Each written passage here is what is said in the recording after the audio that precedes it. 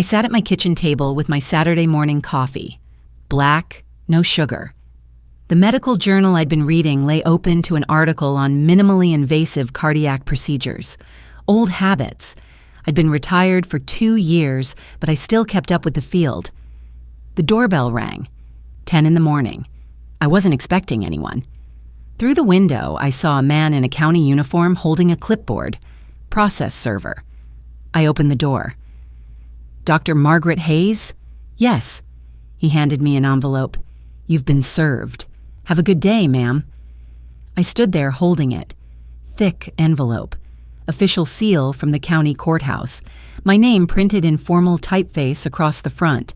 I went back to the kitchen, set my coffee down, opened it. Petition for conservatorship and appointment of guardian in the matter of Margaret Hayes, an alleged incapacitated person. Incapacitated. I read the line again, then the next paragraph. Petitioner alleges that respondent lacks the capacity to manage her person and estate and requires the appointment of a guardian and conservator to protect her interests. Respondent. That was me. An alleged incapacitated person who needed protection from herself. My hands started shaking. The paper trembled. I set it down on the table. Filed by David Hayes, petitioner, David, my son. The hearing was scheduled for 30 days from now. Department 12, Probate Court. The Honorable Patricia Morrison presiding. My son had filed legal documents claiming I was incompetent, that I couldn't manage my own life, that he needed legal authority over me. I looked at the wall across from the table. My medical diplomas hung there. Johns Hopkins, 1979, board certification in thoracic surgery, chief of surgery certificate from Mercy General, 30 years of commendations, patient thank you letters in frames. I'd performed open-heart surgery for 3 decades. I'd made life-or-death decisions in operating rooms. I'd commanded surgical teams, published research, taught residents, saved hundreds of lives. And my son thought I was incompetent. I picked up my phone, opened my banking app. Something made me check, some instinct. The screen loaded. My checking account balance appeared. Then I scrolled down. Withdrawals. $8,500. 2 weeks ago, $9,200. A month before that, $9,800. 6 weeks before that. I kept scrolling. My chest felt tight. 17 withdrawals over 6 months, all just under $10,000, all authorized by joint account holder David Hayes. I added them up in my head. Old habit from years of calculating medication dosages, $127,000, gone. David had added himself to my accounts. When? How? I'd never signed anything. I'd never given permission. I looked at the conservatorship petition again, the date he'd filed it. 3 weeks ago, he'd already been stealing from me for months, and now he wanted legal, control, complete authority over my finances, over my medical decisions, over my life. He'd already started. I lived alone in a 3-bedroom ranch-style house in the suburbs. I'd bought it 30 years ago when Tom and I were both practicing physicians. He'd been an internist. We'd raised our 2 kids here, David and Sarah. Tom died 5 years ago. Heart attack. Sudden. He was 67. The house was too big for one person. Sarah had suggested I downsize. Move to a retirement community, maybe. Something with less upkeep. But this was my home. I knew every corner. Tom's medical textbooks still lined the shelves in the den. His stethoscope hung on a hook by the door. I couldn't bring myself to put it away. The house was quiet now, but it was mine. Safe. Or I'd thought so. I had a routine. Morning walks around the neighborhood. Coffee and medical journals at the kitchen table. Volunteer shifts at the hospital gift shop on Tuesdays and Thursdays. Book club meetings every other Wednesday. Grocery shopping on Sundays. I managed my own finances, paid my bills online, scheduled my own doctor's appointments. I was 72 years old, not senile, but apparently my son disagreed. I thought about the money I'd given David over the years. It wasn't the first time he'd needed help.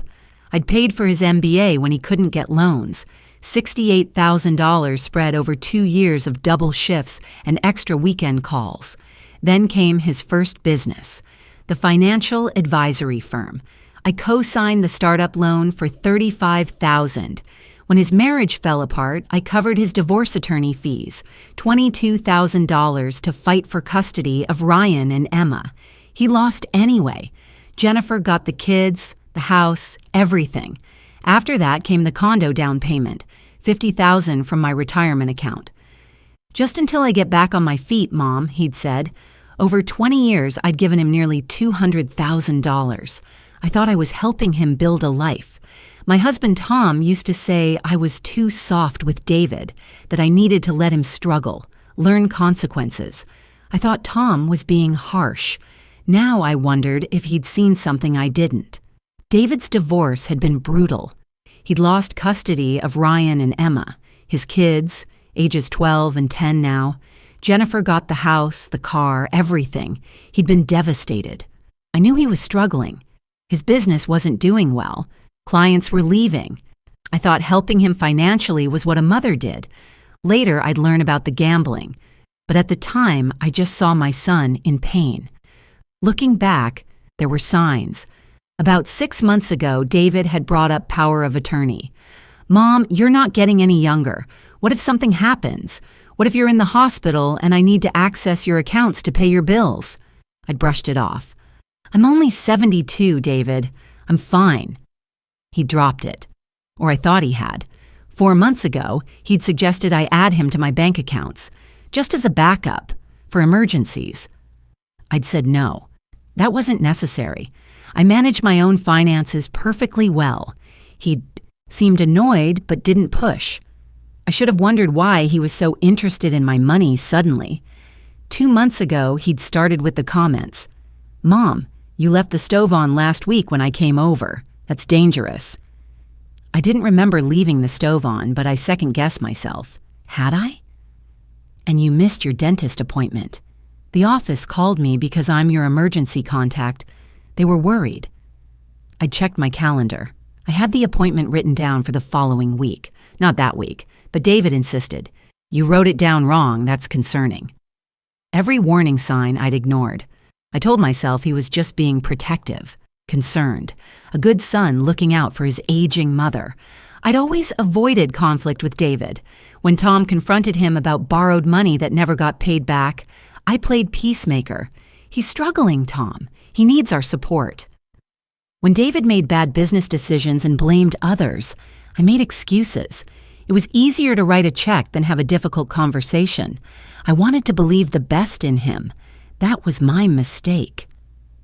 I walked through the house that morning after reading the petition, touching familiar things, Tom's books, the framed photos on the mantel. In one, I was wearing scrubs, standing next to David at his business school graduation. He was grinning, holding up his diploma. I'd come straight from an emergency surgery to be there. Mom, you're amazing, he'd said that day. I want to make you proud. The photo was still there, in its silver frame. I looked at his young face, 23 years old, proud, grateful. When did that change? When did he start seeing me as a problem to solve instead of a person? My neighbor Patricia knocked on my door that afternoon. She was 68, a retired pediatrician who'd moved in next door 7 years ago after her husband died. We'd become friends, morning walks together, book club, coffee when one of us needed company. She held a casserole dish, tuna casserole, her go-to comfort food. Meg, you look terrible. What happened? I let her in, showed her the petition. She read it, then looked at me over her reading glasses. She always adjusted them when she was skeptical about something. David filed this? Yes. Because he thinks you're incapacitated? Apparently. She set the papers down. Margaret, you're one of the sharpest people I know. You correct my word choices in book club. You remember medication interactions I've forgotten. What is he thinking? I don't know. But I did know. The bank withdrawals. He'd been stealing. And when I started to notice, or when he thought I might notice, he decided to get ahead of it. File for conservatorship. Make it legal. Make it look like he was the responsible son protecting his declining mother. Patricia sat down at my kitchen table. You need a lawyer, a good one. I know someone, Eleanor Whitmore. She specializes in elder law. She's tough. She pulled out her phone, found the contact, sent it to me. Call her. Today. Maybe there's been a misunderstanding, I said. Maybe I should just talk to David. No. Patricia's voice was firm. Meg, he filed legal documents claiming you're incompetent. That's not a misunderstanding. That's an attack. She was right. I knew she was right. That night, I couldn't sleep. At 2 a.m, I went to my study and pulled out 6 months of bank statements. I'd been reviewing them earlier, but now I looked more carefully. The withdrawals were one thing, but there was something else. A document on file at the bank.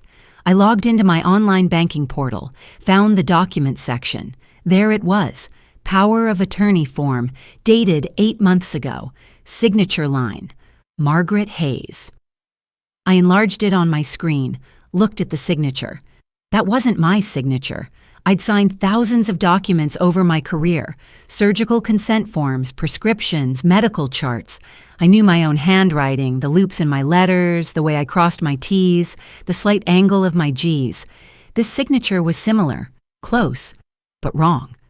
The pressure was too even, the loops too perfect. Someone had tried to copy my signature, and they'd done a sloppy job.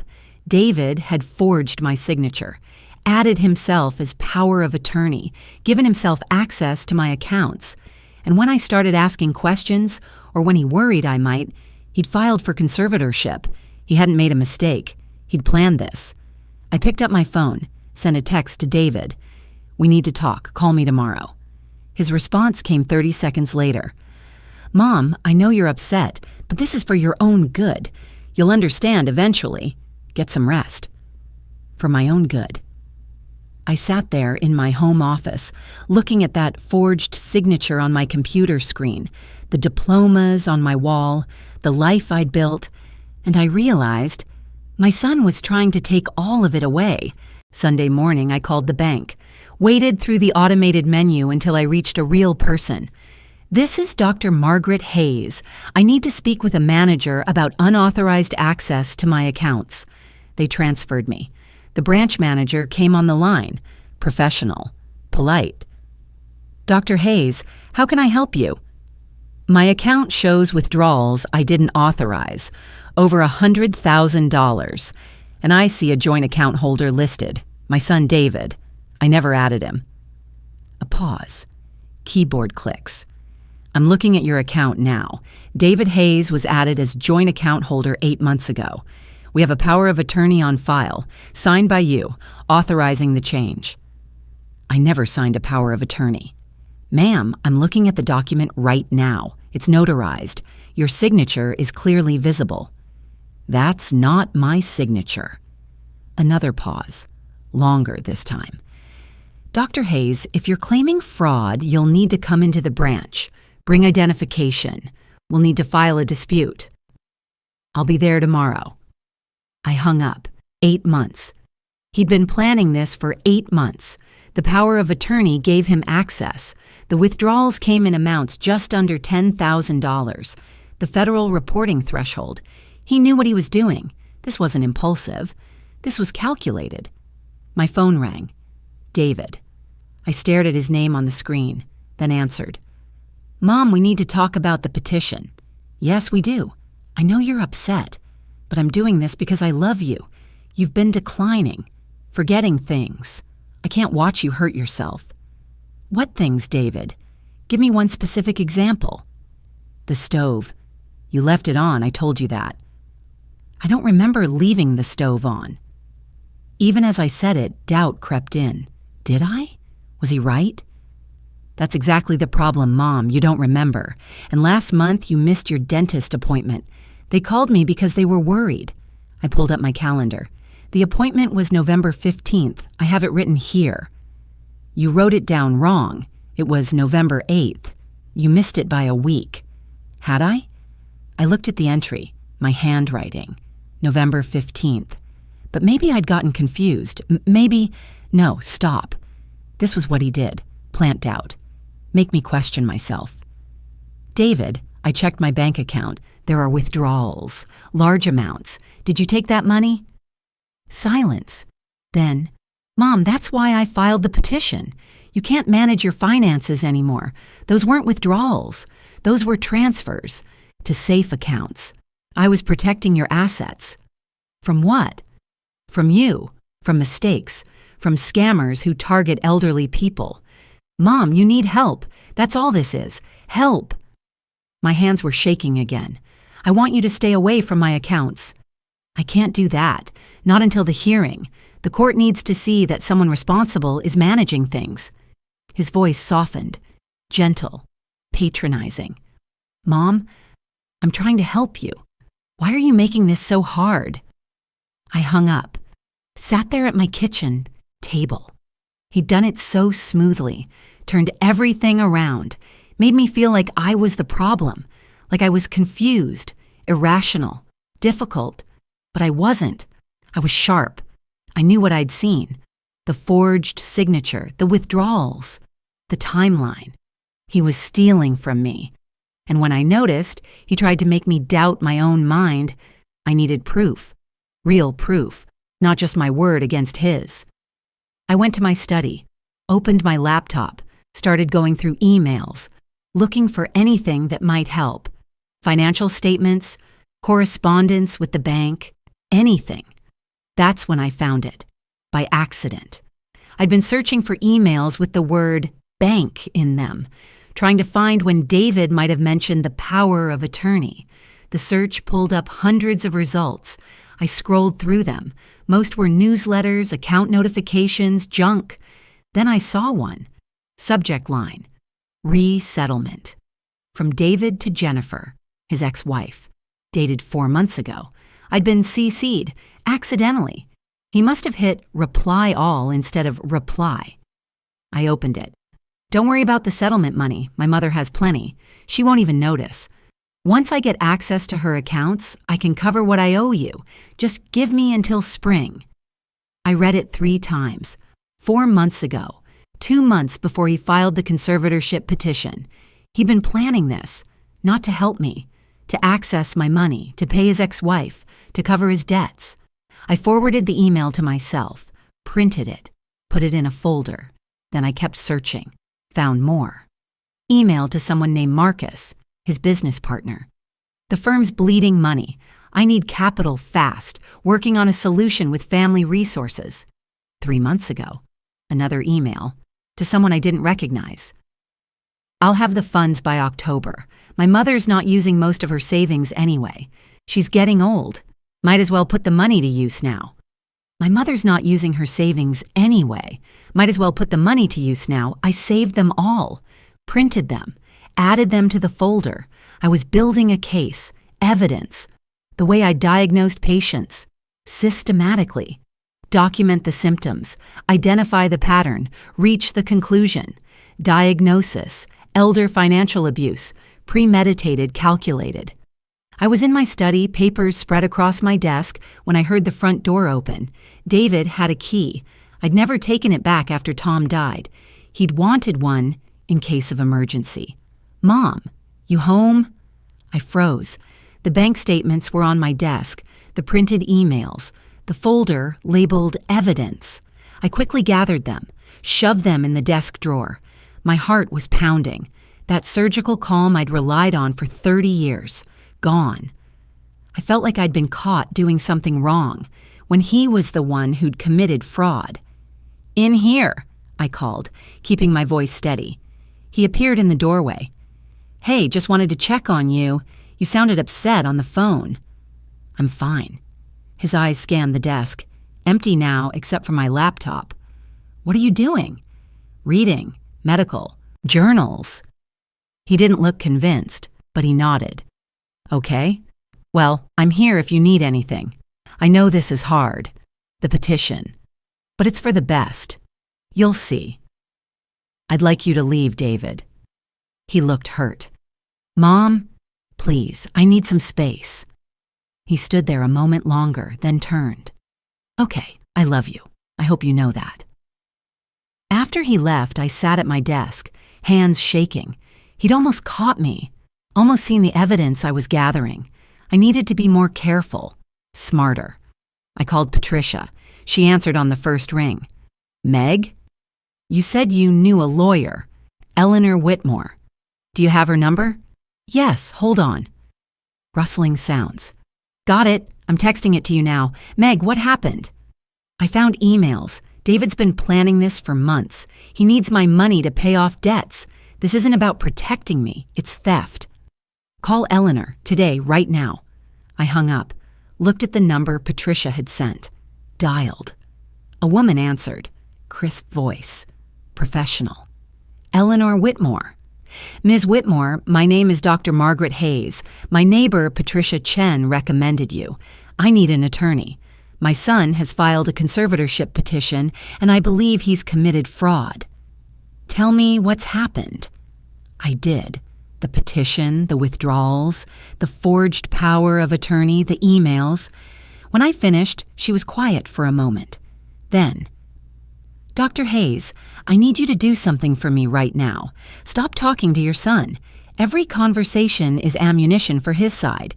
He'll claim you're confused, combative, paranoid. From this moment, all communication goes through me. But he's the person trying to take your legal rights. I need you to understand that. I sat there, gripping my phone. She was right. This wasn't about family anymore. This was legal, strategic. Understood. Good. Come to my office tomorrow, 9 a.m. Bring every document you have, bank statements, the petition, those emails, everything. What if he's already taken more money? We'll freeze the accounts, file emergency motions if we need to. But first, we need to see exactly what we're dealing with. She paused. Dr. Hayes, one more thing. You said the power of attorney signature isn't yours? It's not. I know my own signature. I've signed thousands of documents, medical charts, prescriptions, consent forms. This isn't mine. Good. That's our starting point. If we can prove forgery, everything else falls apart. His access, the withdrawals, the whole case. Another pause. Do you have copies of your real signature? Medical licenses? Certifications? Yes, on my wall, in my files. Bring those too. We're going to need a forensic document examiner, someone who can testify that the signature on that power of attorney isn't yours. I heard her typing. The hearing is in 3 weeks, and we need to prove not just that you're competent, but that he committed fraud. After I hung up, I went back to my study, took down my medical license from the wall, my board certifications, laid them on my desk next to the forged power of attorney signature I'd printed from the bank portal. Side by side, the differences were obvious. My signature had slight variations, the way real handwriting does. The forgery was too perfect, too careful. Someone had traced it, copied it, and done a sloppy job. I'd spent 30 years making diagnoses, reading subtle signs, distinguishing normal from abnormal. This was abnormal, and I could prove it. Eleanor Whitmore's office was on the 3rd floor of a building downtown. Law books lined the walls. Her desk was organized, yellow legal pads stacked neatly, files labeled, everything in its place. She was 64, I'd guess, professional, sharp eyes, pearls at her neck. I brought everything. The conservatorship petition, 6 months of bank statements, the forged power of attorney, the emails I'd printed, my medical license, my board certifications, copies of prescriptions I'd signed, everything that showed my real signature. She spread them across her conference table, studied them in silence for 3 minutes, then looked up. This signature isn't yours. I know. I mean, it's not even a good forgery. She pulled out my medical license, set it next to the power of attorney. Look at this. Your real signature has natural variation. The pressure changes. The loops are slightly different each time. That's how real handwriting works. This? She tapped the forgery. The loops are identical. The pressure is uniform throughout. Someone traced this, and they did a sloppy job. I leaned closer. She was right. I'd known it instinctively, but seeing it explained, compared side by side, the evidence was undeniable. People who forge signatures usually make one of two mistakes, Eleanor said. They either try too hard to make it perfect, which makes it look fake, or they don't try hard enough, and the differences are obvious. Your son did both. This is almost lazy. What does that mean? It means he didn't think you'd fight back. He underestimated you. She made a note on her legal pad. We're going to need a forensic document examiner, someone who can testify in court that this isn't your signature. I know someone. Dr. Richard Chen, no relation to your neighbor. He's testified in hundreds of cases. If he says it's a forgery, judges listen. How long will that take? I'll call him today. We can have a report within a week. She moved to the bank statements, highlighted the withdrawals. These amounts, just under $10,000 each. Your son knows about the Bank Secrecy Act. Anything over $10,000 requires reporting to federal authorities. He was structuring the withdrawals to avoid detection. That's illegal, isn't it? Very. It's called structuring or smurfing. Financial institutions are required to report it if they catch it. But if the transactions are spaced out enough, sometimes they slip through. She looked at me. Your son is sophisticated about this, which means it's premeditated. Not a mistake, not confusion, fraud. I held the forensic report concept in my mind, black and white proof, not just my word against his, expert testimony, evidence that would stand up in court. I need to tell you something, Eleanor said. The hearing is in 2.5 weeks. David's attorney will argue that you're experiencing cognitive decline, that you're paranoid, that you're unable to distinguish reality from confusion. We need to prove the opposite. How? Neuropsychological evaluation, cognitive testing. I know a neurologist, Dr. Susan Matthews. She does competency evaluations for the court. If she says you're cognitively intact, that carries weight. When? Tomorrow, if she has an opening. I'll call her after we're done here. Eleanor paused. Dr. Hayes, I need to be clear about something. Even if we prove the signature is forged, even if your cognitive tests are perfect, David's attorney will still argue that you need protection. They'll say you're vulnerable to exploitation, that someone forged your signature and you didn't notice, which proves you can't protect yourself. But David is the one who forged it. I know, and we'll prove that, but you need to be prepared for how they'll twist things. I sat back. This was chess, legal strategy, every move anticipated, every counter-argument prepared. What else do we need? I asked. Witnesses, professional colleagues who can testify to your competence, people who've worked with you, seen your judgment in action. I thought of James Morrison. We'd worked together for 20 years. He was chief of surgery now at Mercy General. I know someone. Good. Get me a list of names. I'll start reaching out. The cognitive evaluation was scheduled for the next afternoon. Dr. Matthews' office smelled like coffee and old books. She was younger than I expected, maybe 50, calm demeanor. She explained the process, 3 hours of testing, memory, executive function, problem solving, language, processing speed. I'm going to ask you to do some things that might seem odd, she said. Count backward by sevens, draw a clock, remember lists of words. It's all standard. I understand, she started. Count backward from 100 by sevens. 100, 93, 86, 79, 72, 65. Good. Now I'm going to give you 3 words to remember. House, blue, tulip. Can you repeat those? House, blue, tulip. I'll ask you to recall them later. The testing continued. She showed me pictures, asked me to name them, gave me puzzles to solve, had me copy geometric shapes. Every task I completed. Some quickly, some required thought. But nothing was beyond my capability. 3 hours later, she closed her folder. Dr. Hayes, I'm going to be direct with you. Your cognitive function is exceptional. You scored in the 98th percentile for your age group. Your memory is sharp. Your executive function is excellent. Your processing speed is above average. She paused. You could still be practicing medicine. Something cracked open in my chest. Relief. Validation. Will you put that in a report? Yes, and I'll testify if needed. There is no evidence of cognitive impairment. None. Back at home, I organized the evidence, made a list, a systematic approach, the way I'd present a case study. Evidence of fraud. 1. Forged power of attorney signature. Forensic analysis pending. Expert testimony arranged. 2. Financial records showing $127,000 in unauthorized withdrawals over 6 months. Pattern. Amounts just under $10,000 each. Indicates knowledge of federal reporting requirements.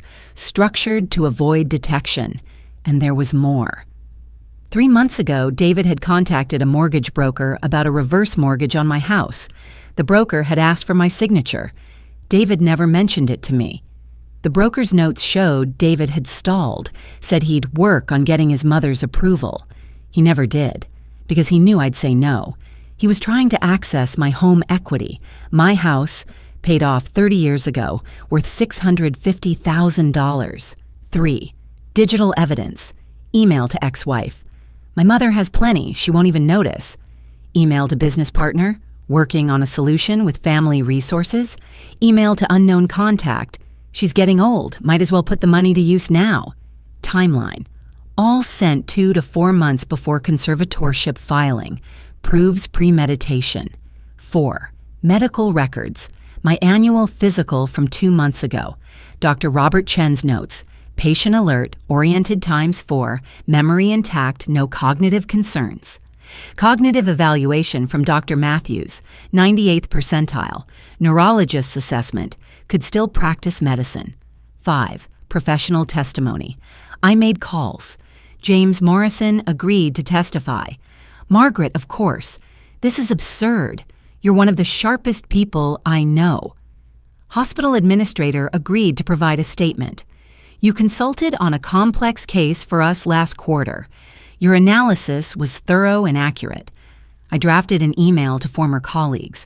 Within 2 days, 12 physicians signed affidavits supporting my competence. I was reviewing the documents in my study when I made a mistake. I called Sarah, David's sister, my daughter. We hadn't spoken since this started. I needed to know where she stood. Mom, I've been worried about you.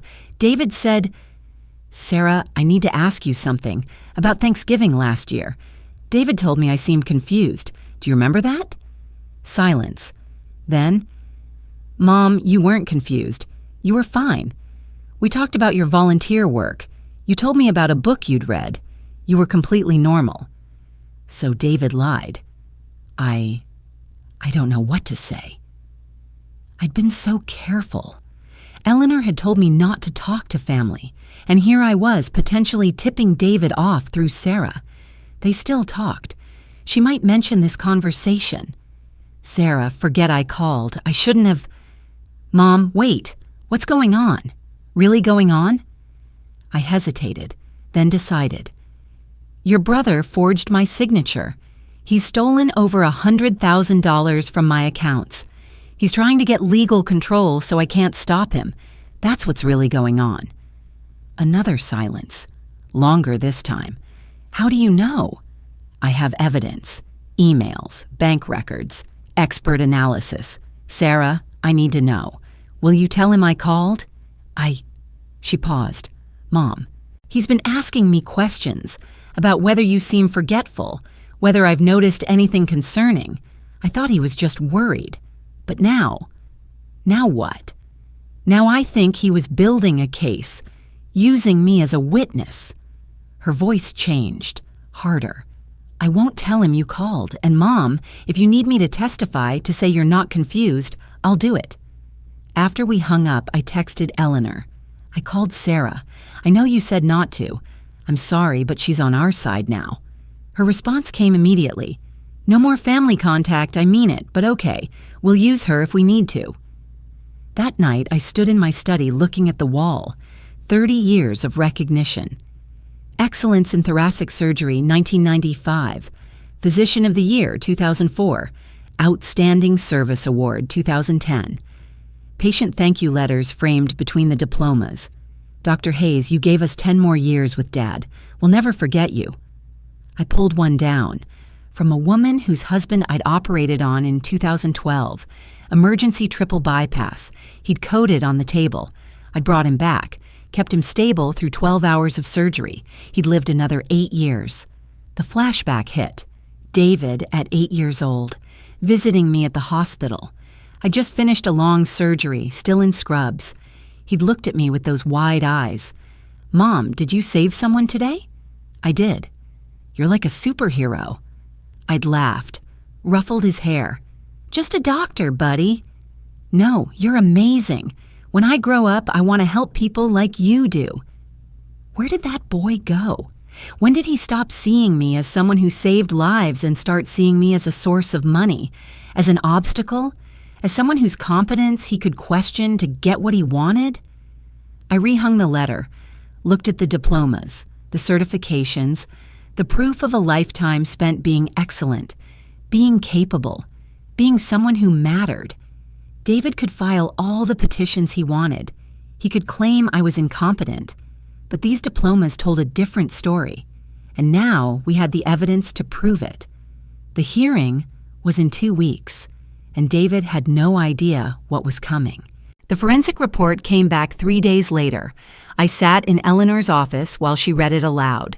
Dr. Richard Chen, Certified Forensic Document Examiner, analysis of signature on power of attorney dated March 2024, comparison with exemplars of authentic signatures from medical licenses, board certifications, and prescription records. She looked up. He found 14 points of divergence: the pen pressure, the loop formation, the stroke angle, the baseline consistency. Margaret, this is overwhelming evidence. The signature on that power of attorney isn't yours, and any handwriting expert will testify to that. I'd known it, but hearing it stated in a formal report, documented, analyzed, irrefutable, something shifted inside me. What does this mean for the hearing? It means we lead with this. The entire case hinges on David's claim that he had legitimate power of attorney. If we prove that's fraudulent, everything else collapses. The withdrawals become theft. The conservatorship petition becomes a cover-up. David becomes a criminal, not a concerned son. I sat with that. My son, a criminal. Eleanor pulled out another document. And this came this morning. Dr. Matthews' neuropsychological evaluation report. She slid it across to me. I read the summary section. Patient demonstrates exceptional cognitive function, memory testing, 98th percentile for age, executive function, superior, processing speed, above average, language skills, excellent, no evidence of dementia, mild cognitive impairment, or any neurological condition that would impair capacity for independent decision-making. Clinical impression, patient is fully competent to manage her personal and financial affairs. 98th percentile, superior executive function, fully competent. 3 years of surgical residency, 30 years of practice, hundreds of lives saved, decades of making split-second decisions under pressure, and I'd needed a neuropsychologist's report to confirm what I'd always known. I was sharp, capable, competent. But I doubted myself. When David said I'd left the stove on, when he claimed I'd missed appointments, when he planted those seeds of uncertainty, part of me had wondered, had questioned, am I declining and not seeing it? No, I wasn't. The tests proved it, but more than that, I knew it. I'd always known it. Eleanor, what's our strategy for the hearing? She pulled out a legal pad, started writing. We present evidence in order of impact. First, the forensic analysis establishes fraud immediately. Second, your cognitive evaluation proves competency objectively. Third, professional testimony. Your colleagues confirm what the tests show. You're as sharp as you've ever been. Fourth, the the financial records. Shows the pattern of theft. Fifth, the digital evidence. His emails prove motive and premeditation. I watched her write. Methodical, strategic, like a surgical plan. And something clicked. This wasn't just a legal battle. This was a procedure, a complex one. High stakes, multiple variables. But the approach was the same. Diagnosis, treatment plan, execution. David's attorney would argue I was incompetent. That was their diagnosis. Wrong diagnosis. Our evidence proved otherwise. The cognitive tests, the forensic analysis, the professional testimony, those were our diagnostic tools. The hearing was the procedure. Present the evidence, make the case, achieve the outcome. I'd done this thousands of times. Different context, same skill set. I need to testify, I said. Eleanor looked up. You will, but we need to prepare you. David's attorney will try to rattle you, make you seem confused, emotional, unstable. I won't be. You sound confident. I am. I met her eyes. Eleanor, I spent 30 years in operating rooms, making decisions when a patient's heart stopped on the table, managing crises, staying calm when everyone around me was panicking. A courtroom? That's nothing compared to an emergency triple bypass at 3 a.m. She smiled, small, approving. Then let's prepare your testimony. That evening, I went to my closet. In the back, still in its dry cleaning bag, was my white physician's coat, the one I'd worn for 3 decades, the one I'd retired with 2 years ago, folded carefully, put away. I pulled it out. The weight of it was familiar in my hands, heavy cotton, structured shoulders. Margaret Hayes, MD, embroidered over the left pocket, chief of thoracic surgery. I put it on. It still fit, still felt right. I walked to the mirror in my bedroom. The woman looking back at me wasn't a confused elderly person who needed protection. She was a doctor, someone who'd commanded surgical teams, made critical decisions, saved hundreds of lives, led a department, taught residents, published research. I touched the medical school diploma on the wall beside the mirror. Johns Hopkins, 1979. 43 years of practice, 43 years of competence, of excellence, of mattering. David could file all the petitions he wanted. He could forge signatures, steal money, claim I was incompetent. But he couldn't take this. My identity, my capability, my right to exist as the person I'd always been. I took an oath once. First, do no harm. That included myself. I'd let David harm me. I'd made excuses, avoided conflict, written checks instead of having difficult conversations, let him take advantage because I didn't want to face the truth about who he'd become. That was over. I wasn't a victim, I was a surgeon. And this was a problem to solve, systematically, strategically, with precision. I sat in my home office, created a document on my laptop, titled it Courtroom Strategy. Eleanor had the legal expertise, but I had something else. 30 years of presenting complex cases to hospital boards, to medical conferences, to families who needed to understand life or death decisions. I knew how to communicate, how to establish credibility, how to command a room. A courtroom wasn't so, different. I wrote out key points, not a script. I'd never memorize anything, but a framework. Introduction. Establish professional background. Chief of surgery. Board certified. Published researcher. Competency evidence. Daily routine. Volunteer work. Book club. Financial management. All independent. All successful. Rebuttals to expected attacks. Forgetfulness claim. No evidence. Cognitive testing proves otherwise. Missed appointments. No documentation. David's claim unsupported. Need for protection. Managing well independently. No decline observed by anyone except David. Key testimony points.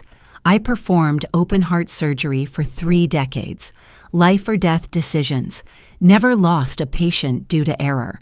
I maintained board certification through rigorous testing until retirement, recent cognitive evaluation, 98th percentile. My judgment is sound, my memory is sharp, I am fully competent. I looked at what I'd written, clear, direct, professional. This was how you presented a case, evidence first, then interpretation, then conclusion. Let the facts speak. My phone buzzed, text from Sarah. Mom, I found something. Dad's been texting me for months, asking about your memory issues. I told him you were fine. He kept pushing. Are you sure? Has she seemed confused? I have all the texts. If your lawyer wants them, I'll send them. I called her immediately. Sarah, thank you. Mom, I'm sorry. I didn't realize what he was doing, using me to build a case. I thought he was just worried. You didn't know. I didn't know either, not until it was almost too late. Are you going to be okay? At the hearing? I looked at my reflection in the window, the white coat still on, the diplomas on the wall behind me. Yes, I'm going to be fine. You sound different, stronger. I am stronger. I spent 3 weeks being scared, doubting myself, questioning whether maybe David was right, whether maybe I was declining and couldn't see it. I paused. But I'm not declining. I'm not incompetent, and I'm not going to let him take my life away. After I hung up, I forwarded Sarah's text to Eleanor. Her response, "This is good," shows his premeditation, using family to manufacture evidence. I sat in my home office surrounded by 30 years of medical practice. The diplomas, the awards, the thank you letters, the evidence of a life spent being excellent. And I realized something. I hadn't been fighting for money. The $127,000 David stole, I could recover that. The house, it was just property. What I was fighting for was my right to exist as myself, as someone competent, capable, someone whose judgment mattered, whose decisions counted, who didn't need someone else deciding what was best for her. That was worth fighting for. That was worth whatever this hearing would cost, emotionally, financially, personally. Because if I lost that, if I let David convince a court that I couldn't manage my own life, then I'd lost everything that mattered. I took off the white coat, hung it carefully, but I didn't put it back in the closet. I hung it on the back of my office door, where I could see it, a reminder, not of who I used to be, but of who I still was. The hearing was in 10 days, and I was ready. Sarah came to the house 2 days later. She brought a folder. Mom, I went through Dad's things, his office at the condo. I still have a key from when I used to check on him after the divorce. She opened the folder. Inside were photocopied legal documents. These are notes from Dad's estate attorney, from 2 years before Dad died. I read the top page, Tom's attorney's handwriting, dated 3 years ago. Client reports son David repeatedly requesting will changes, wants to be sole beneficiary, exclude daughter Sarah, client uncomfortable with pressure, declining all requests, documenting conversations due to concerns about undue influence. Client indicates son has significant financial issues, gambling suspected. There were more notes, conversations Tom had documented with the attorney, money requests from David, pressure tactics, the same pattern I was seeing now. Tom had seen it, tried to protect us, documented it legally. Dad knew, Sarah said quietly. He saw who David was, and he tried to tell you. I remembered those conversations, Tom saying, "You're too soft with David. He needs consequences." Me defending our son. He's struggling. He needs support. Why didn't he show me these? I asked. Because you would have made excuses. You always did. She wasn't cruel about it, just honest. Mom, you've been covering for David since he was in high school. Every bad decision, every borrowed money that never got paid back, every business that failed. You bailed him out. Dad saw it. I saw it. But you wouldn't hear it. She was right, and that hurt more than David's theft.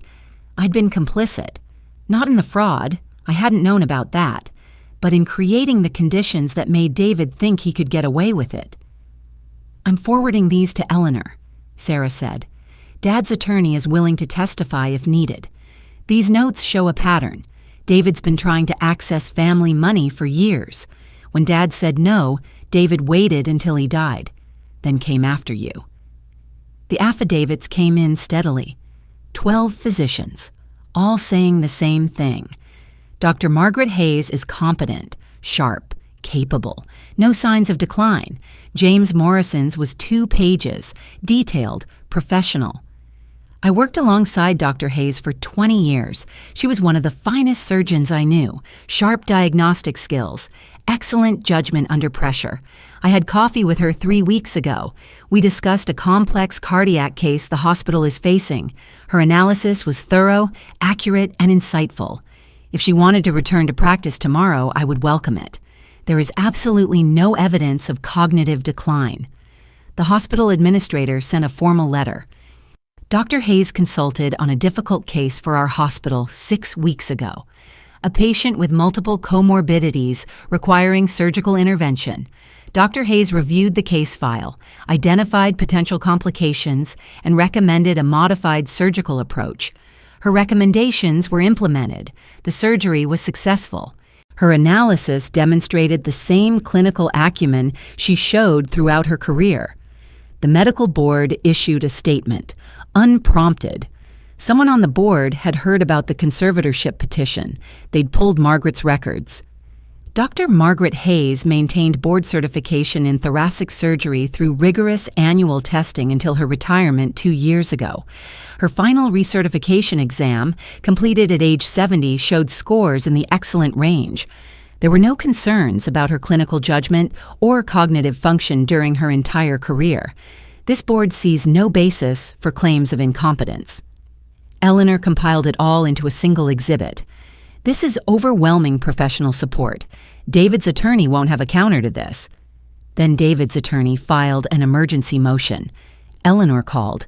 Her voice was tight. We have a problem. David's attorney filed with the court this morning. Claims you've been exhibiting erratic behavior since the petition was filed. What behavior? Hiring an expensive attorney, that's one. Refusing to communicate with David, that's 2. Quote, alienating family members and demonstrating paranoid ideation.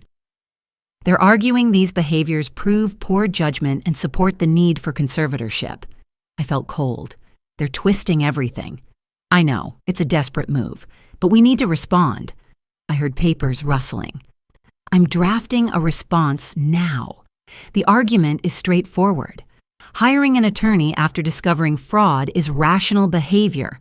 It demonstrates good judgment, not poor judgment. Protecting yourself from financial abuse isn't paranoia. It's self-preservation. Will the judge see it that way? Yes, but Margaret, I need to warn you, they're going to fight dirty. This motion is just the beginning. The settlement offer came 3 days later. David's attorney called Eleanor directly. Eleanor conferenced me in. My client is willing to withdraw the conservatorship petition entirely, the attorney said, professional voice, smooth. In exchange, Dr. Hayes signs a limited power of attorney. David manages her financial accounts, oversees investment decisions. This avoids the expense and stress of a trial. Everyone moves forward. Eleanor looked at me, raised her eyebrows. Your call. The offer was tempting. No trial, no public hearing. I could keep my independence, mostly. Just sign over financial control. David would have what he wanted. I'd avoid the courtroom. But that was the point, wasn't it? He'd still win. He'd get access to my money, legal access, and I'd have validated his narrative that I couldn't manage my own affairs. No, I said. The attorney tried again. Dr. Hayes, I understand you're upset, but consider. A trial is adversarial, public. It will be in court records, your medical history, your finances, all public.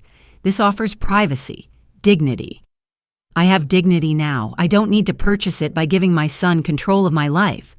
Dr. Hayes, the answer is no. We'll see you at the hearing. Eleanor hung up, looked at me. You're sure? I've never been more sure of anything. She nodded, made a note. Good. That was a trap.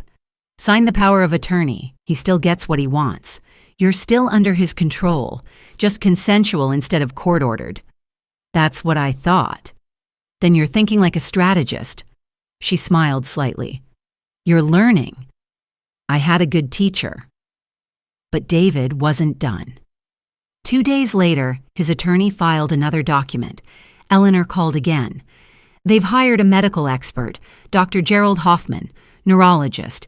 He's reviewed available medical records, air quotes, and formed an opinion that you show signs consistent with mild cognitive impairment. He's never examined me. I know, he's basing his opinion on David's descriptions of your behavior and on your age. That's it. It's garbage testimony, but it'll be there.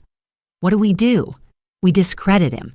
I'm having Dr. Matthews expand her report, include a rebuttal to the concept that age alone indicates impairment. Your primary care physician is submitting additional affidavits. We'll be ready to cross-examine Dr. Hoffman. Show the judge he's a hired gun making assumptions. Will that work? Yes, but it means the trial will be longer, more technical. They're throwing everything at the wall. David tried one more approach. He reached out through Sarah, asked her to arrange a meeting. Just to talk, work this out privately. I agreed, against Eleanor's advice, but I needed to see him, face to face, understand what I was dealing with. We met at a coffee shop, neutral ground, midday, public. Sarah offered to come. I went alone. David was already there when I arrived. He stood when he saw me. He looked terrible, thinner than last time, dark circles under his eyes, stress visible. Mom, thanks for coming. I sat across from him, said nothing. I think there's been a misunderstanding, he started. This whole thing got out of hand. If you could just help me with the business loan, $50,000, that's all I need. I'll drop the petition. We forget this ever happened. You want me to give you $50,000? Not give, loan. I'll pay you back. Like you paid back the MBA money, the business startup, the divorce attorney fees? He looked away. This is different. How? I'm in trouble, Mom, real trouble. The business is failing. I owe people money, dangerous people. If I don't pay them back... He didn't finish. Let the implication hang. You forged my signature, David. I needed access. You weren't using most of that money anyway. It was just sitting there. It was mine. Mom, you're 72. How much longer are you going to need it? I'm 45. I have kids to support, a life to rebuild. You could help me, but instead, you're hiring lawyers, fighting me in court, making this so much harder than it needs to be. I stared at him. This man who'd been the 8-year-old boy, who thought I was a superhero, who'd said he wanted to help people like I did. You're not sorry you did it, I said. You're sorry you got caught. His face hardened. You're going to regret this. My attorney will destroy you in court. We'll prove you can't manage your own affairs. The judge will see you need protection. From who, David? From you. He stood. This is your last chance, Mom. Help me now or face the consequences. I watched him walk away, and I knew there was no 8-year-old boy left in there, just a man who saw his mother as a problem, an obstacle, a source of money. That night, I got a letter, no return address, typed, slipped under my front door. Your son owes $78,000 to the wrong people. He's desperate. Be careful. I called Eleanor immediately. What do I do with this? Probably nothing. Could be real. Could be someone trying to scare you. But it tells us something useful. David's more desperate than we thought. Should I be worried about safety? Change your locks if you haven't already. Don't meet with him alone again. But Margaret, people who are desperate make mistakes, and we'll be ready for those mistakes. Patricia came over that night, stayed in the guest room. We didn't talk much. She just sat with me, made tea, put on a movie neither of us watched. You're doing the right thing, she said before bed. Then why does it feel so hard? Because he's your son, and you loved him.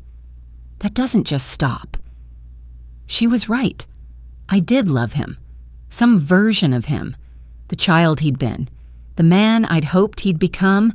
But the person he actually was, I didn't know that person, and I couldn't let that person destroy me. The morning before the hearing, Patricia and I took our usual walk, around the neighborhood, past the elementary school, through the park, our routine. 7 years of morning walks. "You ready?" she asked. I watched a mother pushing a stroller, joggers passing, dogs on leashes. Normal life. My life. The life I was fighting to keep. "Yeah, I think I am." "You sound certain." "I am certain. Eleanor has the evidence. I have the truth. David has lies and desperation. That's not enough." Patricia linked her arm through mine. We walked. "Whatever happens tomorrow," she said, "you're not alone. I'll be there. In the courtroom. You'll see me." "Thank you." That's what friends do. The hearing was tomorrow, 9 a.m., Department 12. And I was ready. Department 12, Probate Court, 9 a.m. The courtroom was smaller than I'd expected. Wood paneling, fluorescent lights, rows of benches behind a bar dividing the gallery from the legal space. The judge's bench elevated at the front, American flag in the corner. Eleanor was already at our table, documents organized in neat stacks. I sat beside her. Behind us, I saw Patricia, Sarah, James Morrison in his chief of surgery coat. He'd come straight from rounds. Across the aisle, David sat with his attorney. We didn't make eye contact. The bailiff stood. "All rise." The Honorable Patricia Morrison presiding. The judge entered. Late 50s, I'd guess. Reading glasses on a chain. She settled into her seat, opened a file. "Good morning. This is the matter of the conservatorship petition regarding Margaret Hayes. Counsel, are we ready to proceed?" David's attorney stood. Bernard Wheeler. Expensive suit, practiced smile. "Ready, Your Honor." Eleanor stood. "Ready, Your Honor." "Mr. Wheeler, you may present your case." Wheeler approached the podium. "Your Honor, this is a straightforward matter of protecting a vulnerable senior. Dr. Margaret Hayes is 72 years old. She lives alone. Over the past several months, her son David has observed concerning changes, memory lapses, missed appointments, confusion about financial matters, classic signs of cognitive decline. Dr. Hayes is a retired physician, accomplished in her field, but that doesn't make her immune to the normal aging process. My client seeks only to ensure his mother's safety and financial security through appropriate oversight." He called David to testify. David stood, walked to the witness stand, sworn in, sat. Wheeler began. "Mr. Hayes, can you describe what prompted this petition?" "I was worried about my mother." David's voice was steady, concerned. "She'd been forgetting things. Small things at first, then bigger things. She left the stove on, missed doctor's appointments. I'd call and she wouldn't remember our conversations. I tried to help quietly, but it got worse. I realized she needed more support than I could provide informally. Did you attempt to discuss this with your mother?" "Many times. She became defensive, accused me of trying to control her. That's when I knew we needed legal intervention for her protection." Wheeler nodded. "And the financial management? Can you explain?" "My mother's assets are substantial. Retirement savings, her home, investments. I was concerned she might be vulnerable to scams, exploitation. I tried to get joint access to help monitor things. She refused. That's why I filed this petition. Someone needs to protect her." Eleanor stood. "Objection, Your Honor. Mr. Hayes is offering legal conclusions, not facts." Sustained. "Mr. Wheeler, please instruct your witness to stick to factual observations." Wheeler continued. "Mr. Hayes, have you ever accessed your mother's accounts?" "Only after she added me as a joint holder, with her permission." I felt Eleanor's hand on my arm. "Steady. Let him lie. We'll show the truth." Wheeler sat down. "No further questions." Eleanor stood. "Mr. Hayes, you testified your mother added you as joint account holder. Do you have documentation of her consent?" "The bank has the paperwork.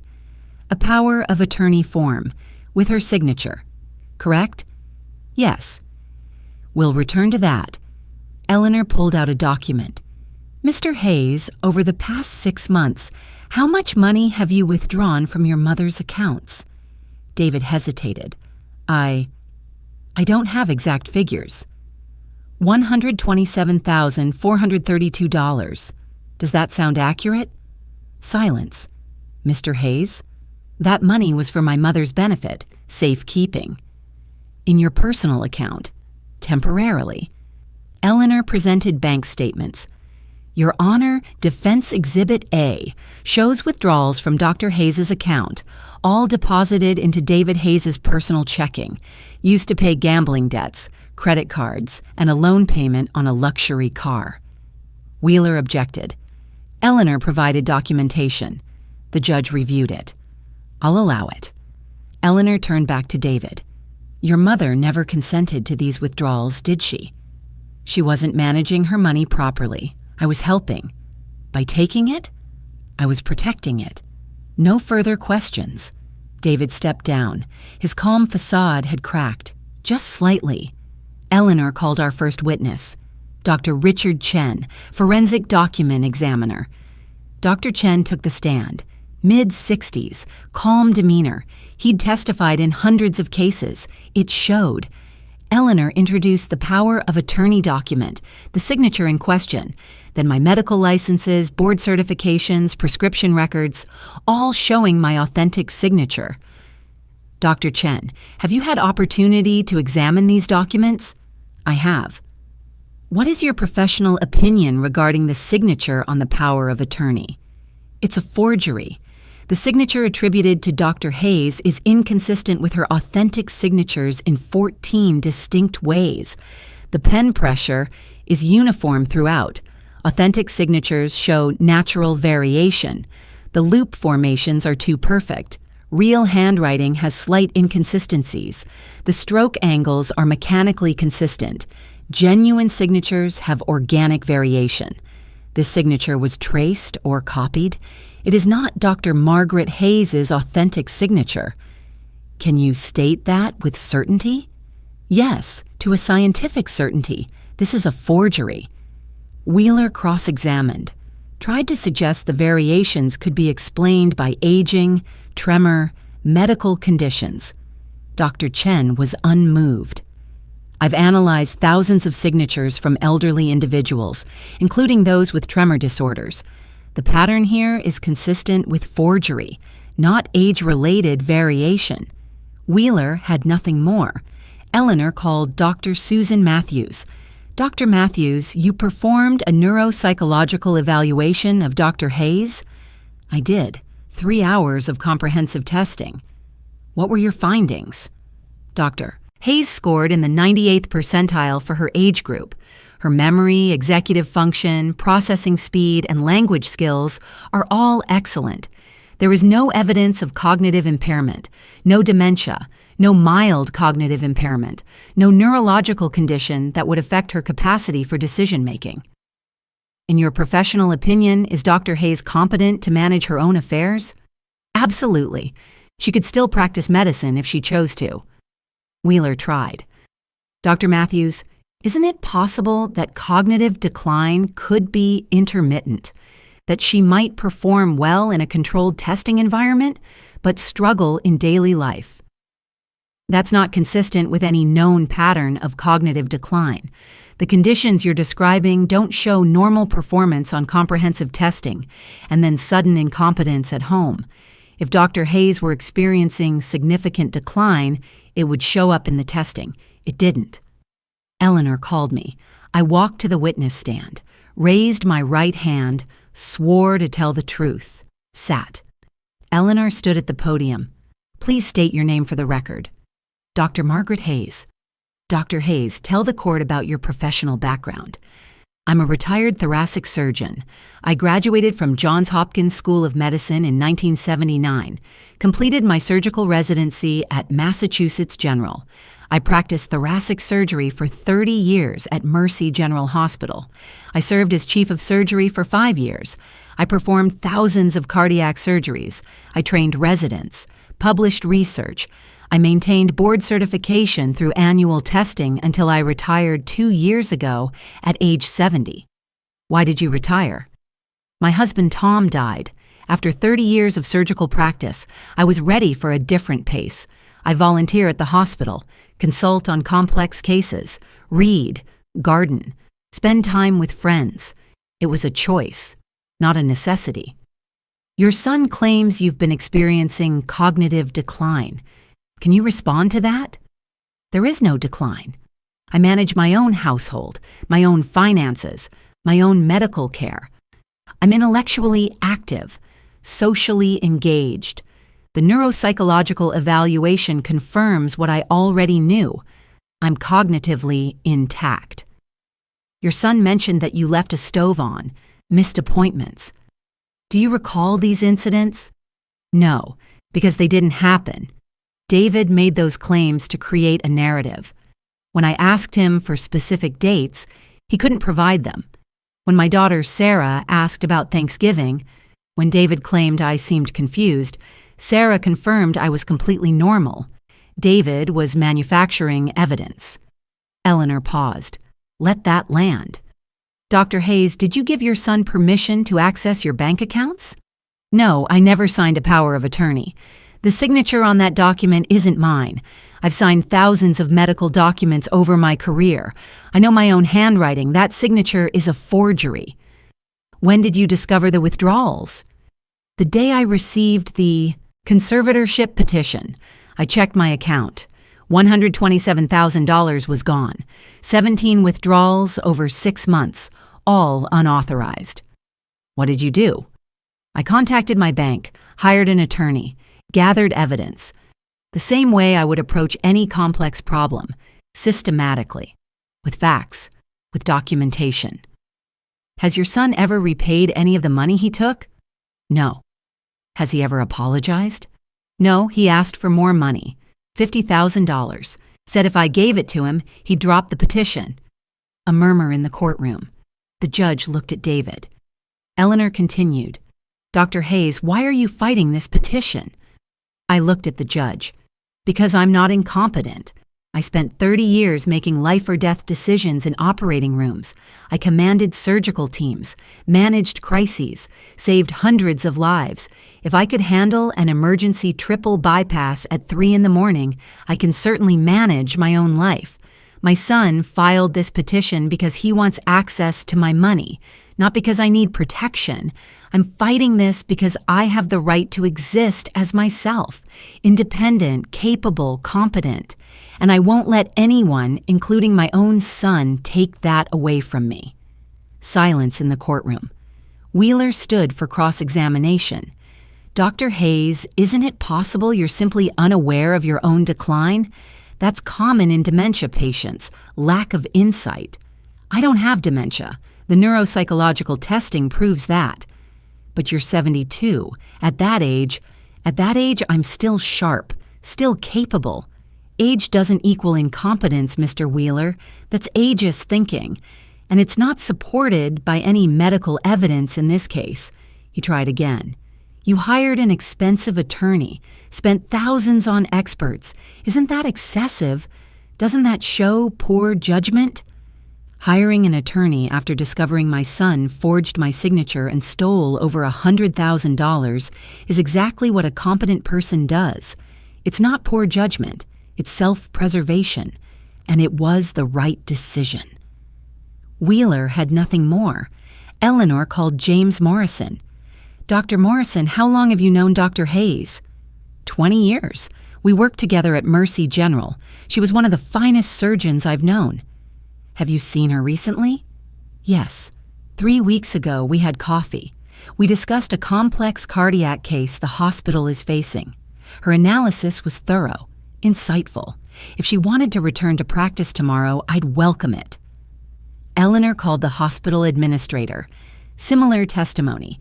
Dr. Hayes consulted on a case 6 weeks ago. Her recommendations were implemented successfully. No signs of decline. Eleanor entered affidavits from 10 other physicians, all stating the same: no cognitive concerns, sharp, capable, competent. Eleanor presented the digital evidence, the emails David had sent. Your Honor, Defense Exhibit F email from David Hayes to his ex-wife Jennifer. Quote, "My mother has plenty. She won't even notice. Once I get access to her accounts, I can cover what I owe you." She read 3 more. The business partner, the unknown contact, all showing premeditation, planning, intent. These emails were sent 2 to 4 months before the conservatorship petition was filed. They prove this petition isn't about protecting Dr. Hayes. It's about accessing her money. Eleanor returned to the podium, looked at the judge. Your Honor, the evidence is overwhelming. The power of attorney signature is forged, proven by forensic analysis. Dr. Hayes is cognitively intact, proven by comprehensive testing and professional testimony. The withdrawals were theft, proven by bank records and David Hayes' own admission. The petition is fraudulent, proven by the timeline and Mr. Hayes' own emails showing motive and premeditation.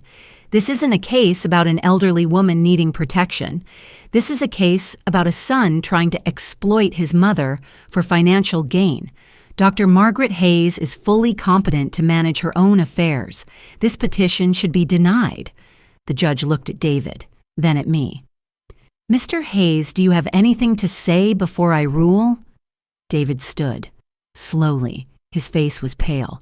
I didn't mean for it to go this far. I just needed help. The gambling, the debts, I thought she could spare it. I thought it wouldn't matter. His voice cracked. I'm sorry, Mom. I'm sorry. Too late. Much too late. The judge made a note. I've reviewed all the evidence, the testimony, the expert reports, the financial records, the digital evidence. She looked at David. Mr. Hayes, the signature on that power of attorney is demonstrably forged. The withdrawals from your mother's accounts constitute financial elder abuse. The petition for conservatorship appears to be an attempt to legitimize theft and avoid criminal consequences. She turned to me. Dr. Hayes, you have presented clear, convincing evidence of your competency. Your cognitive function is exceptional. Your professional reputation is impeccable. Your judgment is sound. This court finds no basis whatsoever for the claims made in this petition. She picked up her gavel. The petition for conservatorship is denied. Dr. Margaret Hayes retains full control over her person and estate. Further, I am referring this matter to the District Attorney's Office for investigation of potential criminal charges, including forgery, financial exploitation of an elder, and fraud. The court also issues a temporary restraining order. Mr. David Hayes is prohibited from contacting Dr. Hayes or accessing any of her financial accounts pending the criminal investigation. The gavel came down. This court is adjourned. I sat there. The courtroom started to move around me. People standing, gathering papers, conversations starting. But for a moment, I was still, just sitting, processing. The judge had said it. Demonstrably competent, exceptional cognitive function, sound judgment, everything I'd known all along. But hearing it declared, officially, legally, irrevocably, I'd won. Eleanor touched my shoulder. Margaret, we did it. I looked up at her. Thank you. Patricia was there. Sarah. Both crying. I stood. They hugged me. James Morrison shook my hand. Never doubted you for a second. Across the courtroom, David was leaving, his attorney talking urgently. He looked back once. Our eyes met, and I felt nothing. No anger, no grief, just nothing. That part of my life was over. The court orders were filed within 24 hours. Eleanor's office handled everything. David's name removed from my bank accounts, the forged power of attorney revoked, my financial access restored. The restraining order filed with local law enforcement. By Monday afternoon, it was done. I checked my online banking, my name only, full control. The account balance showed the remaining funds, still substantial despite David's theft. Eleanor was working on restitution through the criminal case. "We'll get your money back," she'd said, eventually. I wasn't worried about the money. I was worried about the principal, and that had been restored. The bank manager called personally, apologized for not catching the fraud earlier. "We've implemented new protocols, Dr. Hayes. Enhanced verification for power of attorney documents. What happened to you won't happen to another customer." Small comfort, but something. The legal consequences unfolded systematically. The district attorney's office opened a criminal investigation within a week. Detective Sarah Chen, no relation to Dr. Richard Chen or my neighbor Patricia, was assigned the case. She interviewed me at Eleanor's office. Professional, thorough. "Dr. Hayes, elder financial abuse cases are difficult to prosecute when the victim doesn't cooperate. You have documentation, evidence. That makes all the difference." David was charged 3 months later. Forgery in the first degree, financial exploitation of an elder, theft by deception, each a felony. He pled guilty as part of a negotiated agreement, 5 years probation, restitution of $127,000 plus interest, community service, mandatory counseling for gambling addiction, no jail time. Eleanor said that was typical for first-time white-collar offenders with family circumstances. I didn't argue. I just wanted it over. The restraining order became permanent. No contact. If David violated it, he'd go to jail. Sarah told me he'd move to Arizona, started over. We didn't speak. I didn't expect we ever would again. The medical board issued a formal statement. David's petition had been public record. Anyone could look it up. The board wanted to clarify. Dr. Margaret Hayes retired in good standing. Her medical license remains active but inactive status. There were never any concerns about her competency. The conservatorship petition was fraudulent and has been dismissed. It felt good to have that in writing.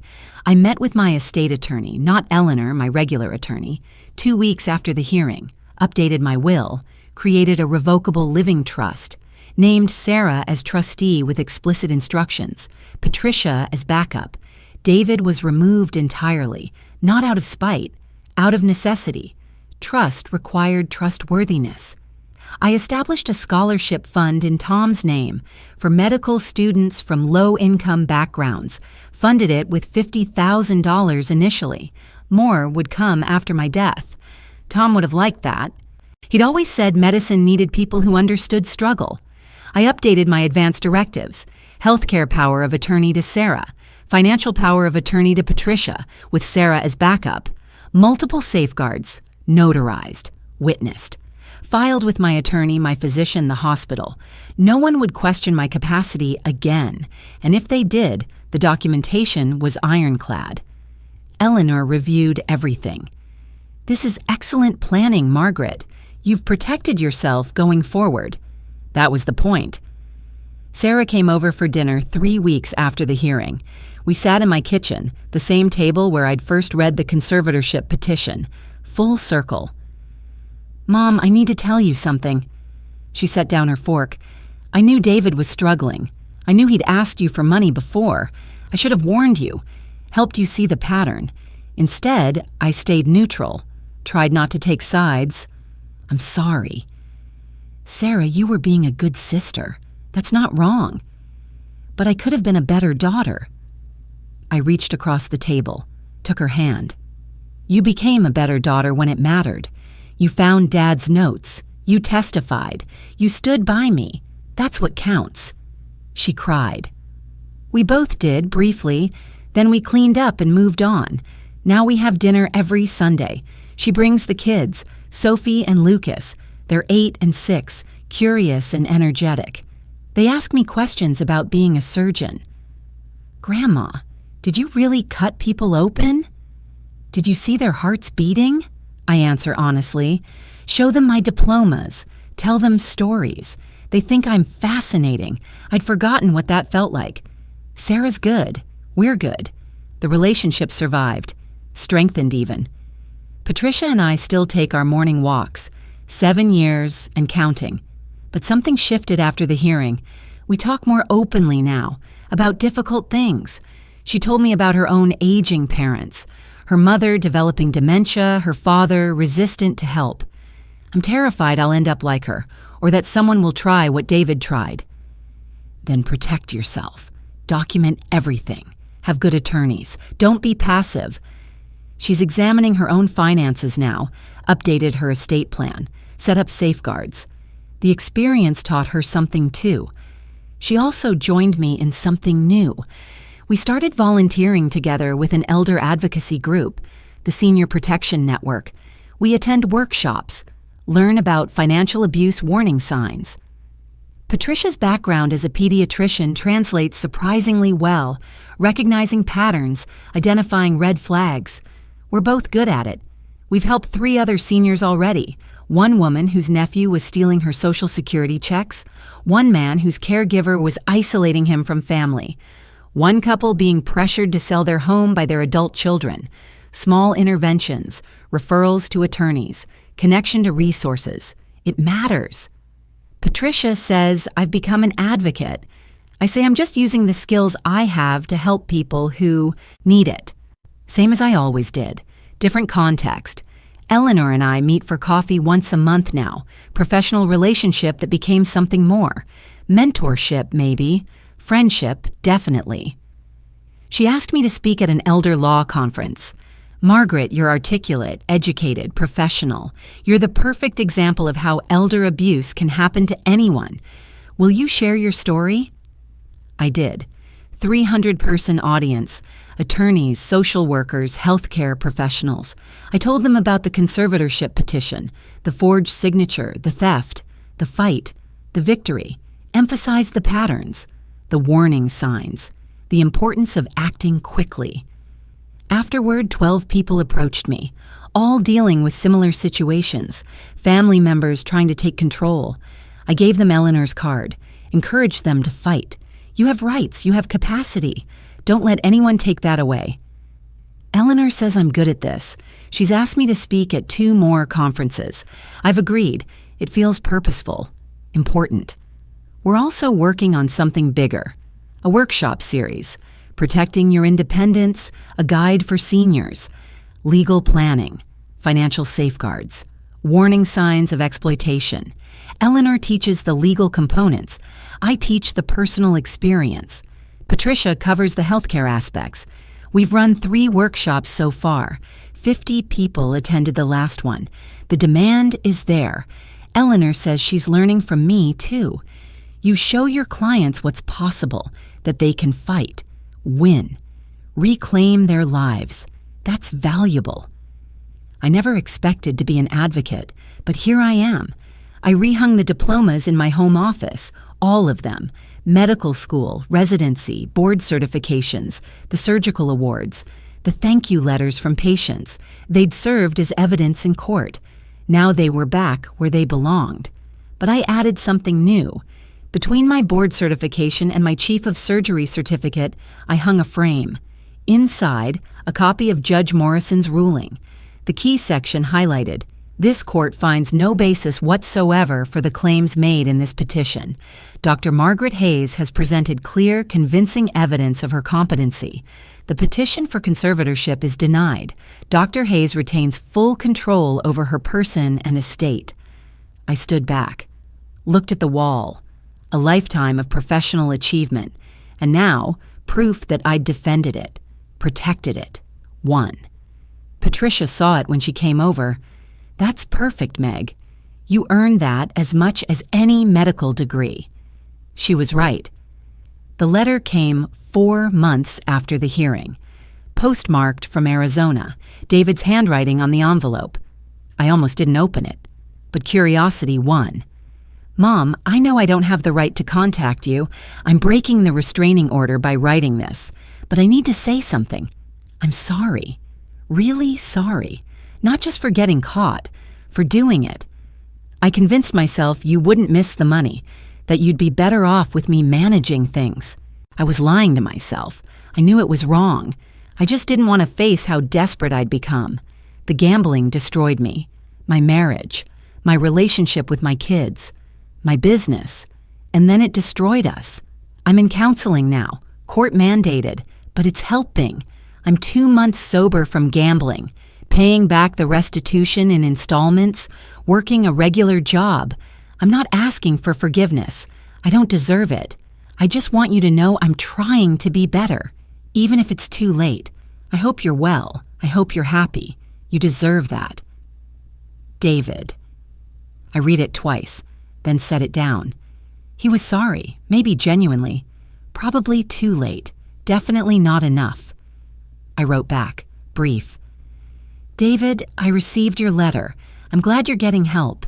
I hope you succeed in rebuilding your life. But our relationship can't be rebuilt. Too much damage. Too much trust broken. I wish you well, but at a distance. Take care of yourself.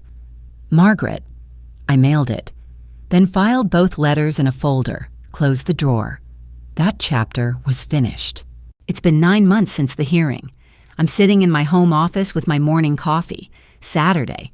The same routine I've had for years. The diplomas are still on the wall. Between my board certification and my chief of surgery certificate hangs the frame with Judge Morrison's ruling. I read it sometimes. Not because I need the reminder, just because I can. This court finds no basis whatsoever for the claims made in this petition. Dr. Margaret Hayes has presented clear, convincing evidence of her competency. The petition for conservatorship is denied. Dr. Hayes retains full control over her person and estate. Full control. Those words still matter. I manage my own life. I pay my own bills. I make my own decisions. I wake when I want. I spend my money how I choose. I volunteer at the hospital on Tuesdays and Thursdays, book club every other Wednesday, morning walks with Patricia, Sunday dinners with Sarah and the grandkids. It's my life, my choice, my terms. The restitution payments come monthly, automatic deposit. David's been consistent, I'll give him that. The balance in my account grows slowly back toward what it was. Eleanor says he's meeting all his probation requirements, counseling, community service, no violations of the restraining order. Good. I hope he succeeds. I really do. But that's his life now, not mine. Sarah asks occasionally if I'll ever talk to him again. Mom, he's still my brother. Your son. Maybe someday? Maybe, probably not. I don't say that to her. I just say, I don't think so, honey. Too much damage. She understands. She doesn't push. The house is quiet most of the time. But it's my quiet. I chose it. There's a difference between being alone and being lonely. I'm alone by choice. I'm not lonely. Patricia's next door. Sarah's 20 minutes away. The hospital's 10 minutes when I volunteer. I have my books, my garden, my medical journals. I'm connected to people who matter, on my terms. With boundaries I control. Some days I still can't believe it happened, that my son tried to have me declared incompetent, that I had to fight in court to prove I could manage my own life. But most days I don't think about it. I just live. And that's the victory, really. Not the court ruling, the living, the continuing to exist as myself, independent, capable, free.